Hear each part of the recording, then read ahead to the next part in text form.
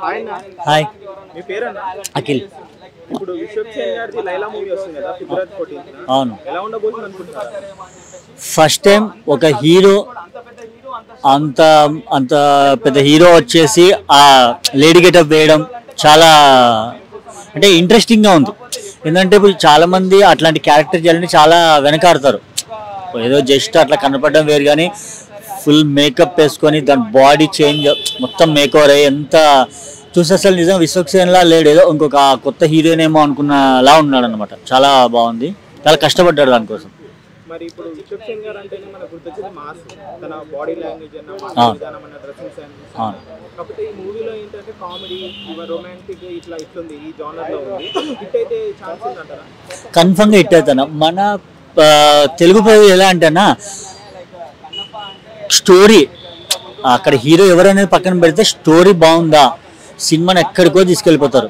అది బాగాలేదా అది ఎంత పెద్ద స్టార్ అయినా సరే కింద పాడేస్తారు. అది మెయిన్. ఇప్పుడు రీసెంట్గా చూసుకుంటే విశ్వక్కి పెద్ద హిట్ ఏం లేవు దగ్గరలో.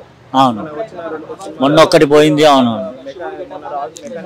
మెకానిక్ అది పోయింది. ఈ సినిమాతో కంబ్యాక్ ఇచ్చే ఛాన్స్ ఉందంటారా? లేదు, కన్ఫర్మ్గా కంబ్యాక్ ఇస్తాడు. అంటే మేము కూడా కోరుకుంటున్నాం, సినిమా లవర్స్గా మేము కూడా కోరుకుంటున్నాం హిట్ అవ్వాలని. ఎందుకంటే సినిమాలు హిట్ అవుతుంటేనే కదా మళ్ళీ ఇంకొక సినిమా ముందుకు వస్తుంది. మన తమిళ హీరో శివకార్తికేయన్ కూడా ఇట్లాంటిది రెమో మూవీ చేశారు, లేడీ గెటప్. అది మంచి హిట్ అయింది. ఇది కూడా అట్లా హిట్ అయ్యే ఛాన్స్ ఉందంటారా? అంటే తమిళ్ కంటెంట్ వేరు, ఇది వేరు కదా. ఇది కన్ఫర్మ్గా హిట్ అవుతుంది. ఎందుకంటే మన తెలుగులో ఇంతవరకు ఎవరు అంత సాహసం చేయలేదు నాకు తెలిసి. ఇప్పట్లో ఎవరు ఇంత ఉన్న ఈ యంగ్ హీరోలు ఎవరు ఇంత సాహసం చేయలేదు.